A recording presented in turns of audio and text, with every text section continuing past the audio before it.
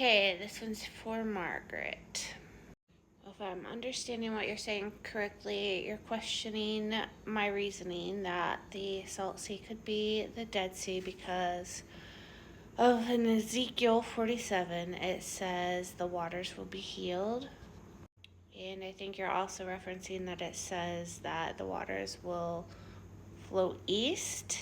And I'm assuming you're thinking that that does not fit the location, but I'm not even really clear what it is you're asking. So, going off of those assumptions, Ezekiel 47 is talking about the water that Ezekiel's prophesying or dreamed or had a vision about flowing east out from under the temple and then became this big river and ran into the sea.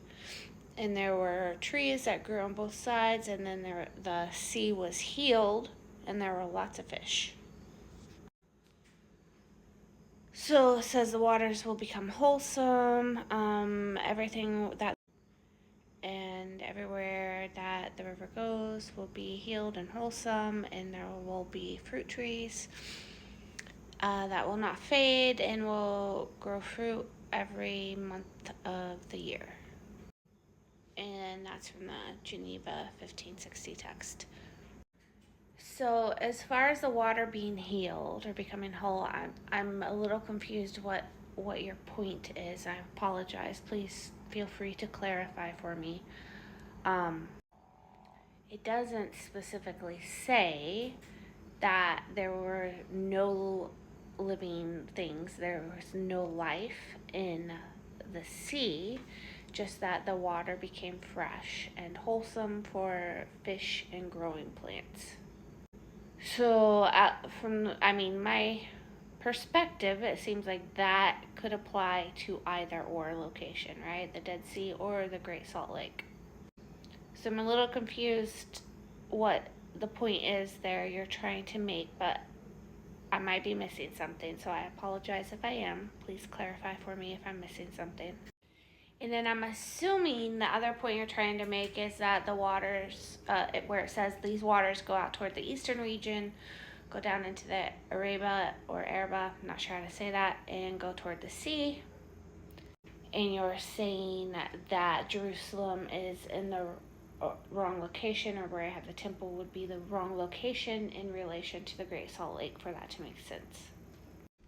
So from what I understand, and I have not had time to do a deep dive on this, I'm going to clarify. I'm just winging this video. I haven't researched it in depth because you've been very anxious for an answer. I haven't had time to do much research in the past couple days. But if we look up the original Hebrew, and it depends on what translation, like some translations use the word desert, some translations use the word plain, some say Araba, I don't know how to say that. But the word is Araba, sorry. So I made another video about Arabia and how the word Araba is a descriptive word meaning of desert, of transversing, or of travel. And in this instance, it seems that it's conceded that the word in this instance is actually describing the geological feature of the deep sunken valley of the Jordan Valley Rift. It says the biblical term for the Araba originally encompassed the entire Jordan Rift Valley, including the Jordan Valley and the area south of the Dead Sea. So if we look at that on the map, the blue squigglies are mountains, the red circle is approximately where the temple is, and then this is the Salt Sea, and down there's the Sea of Galilee. That thick blue line is the Jordan River, although there's also a branch that splits and kind of runs more east up there too. I just don't have it marked out. Okay, so if we lay this out with the map, from the temple over, it describes it being 4,000 cubits approximately, which puts us right about there, right at City Creek Canyon, which is the Kidron Valley, Kidron Brook, which is interesting. The Kidron does not run towards the Salt Sea. It runs the other way, or it comes from the mountains. However, if you were to fill that up with water and it veered to the left, instead it would meet up with the eastern branch of the Jordan, which is right there, and then that would run right into the Great Salt Lake. So I'm assuming